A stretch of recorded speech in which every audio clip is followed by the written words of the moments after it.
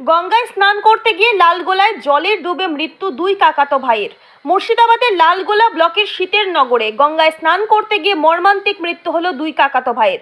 মৃতদের নাম হুমায়ুন শেখ বয়স 23 ও আসলাম শেখ বয়স 16।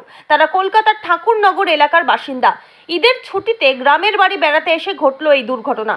স্থানীয় সূত্রে জানা গেছে, বিকেল বেলায় গঙ্গায় স্নান করতে নেমে হঠাৎই গভীর জলে তলিয়ে যায় দুই ভাই।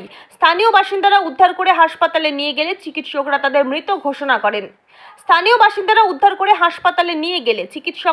মৃত ঘোষণা করেন। ঘটনাস্থলে পৌঁছায় লালগোলা থানার পুলিশ। ঘটনার জেরে এলাকায় শোকের ছায়া নেমে আসে। পরিবার ও স্থানীয়দের মধ্যে শোক ও বিষাদের আবহ ছড়িয়ে পড়ে। সকাল 10টা নাগাদ পুরো ঘটনাটি সংবাদ মাধ্যমকে জানিয়েছেন জিতের বাবা ও আত্মীয়। আমি তো ধরেন মসজিদে নামাজ পড়তে গেছিলাম, বুঝলেন, নামাজ পড়ে এসে বলে যে দাদার নাই, দাদার মেয়ে বললো যে দাদার নেই, নদীতে তলিয়ে গেছে। ছুটে যায় সবাই, নদীতে ঝাঁপ দিয়ে সব খুঁজছে। আমি যাওয়ার 10 মিনিট বাদে পেয়েছে, আমার ছেলেকে পেয়েছিল। পাওয়ার পর আমার ছেলেকে এদিকে আস্তে আস্তে প্রায় 10-15 মিনিট বাদে ছোটো ভাইটা ছেলে পেয়েছে। আপনার ছেলেকে বাঁচাতে গিয়ে ও তলিয়ে গেছিল নাকি? হ্যাঁ, ওই তো ওকে বাঁচাতে যেত। আমার ছেলে ভারী টাইপের, তো পিছন দিকে সরতে যায়, বললেন নতুন লুঙ্গি পরে গেছে, নতুন লুঙ্গি পরে শুতে ওই জায়গাটা একটু গর্ত টাইপের ছিল, আর বাদ বাকি সব চর। ওই গত জায়গা নিয়ে ওটা দু মানুষ মতো স্রোত তো পুরো নদীতেই স্রোত, আর ওই জায়গাটা বেশি গর্ত, তার পাশেই তো ওখানে ছিল 4-5 জন ছিল, 4-5 জন ছিল। নাম আপনার? গোলাপ শেখ। সময় এই সামনে তো 150-200 মিটারের নদী, ওরা নদীতে স্নান করতে গিয়েছিল।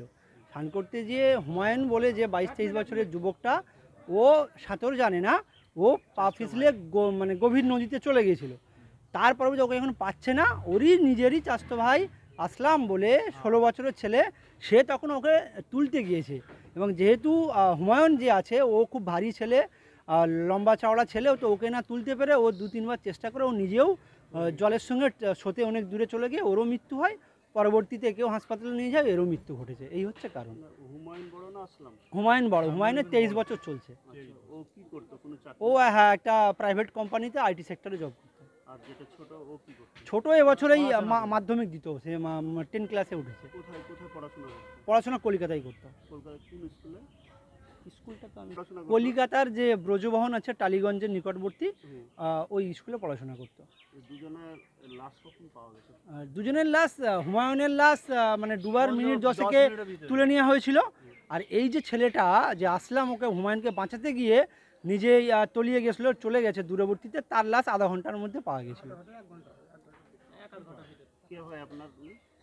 হুমায়ুন আমার মানে আমাদের মুসলিমাতে খালাতো শালা বলে, আর যদি এতো মানে বলা হয় যে শালা সম্পর্কে ইনারা আমার শালাবাবু হয়।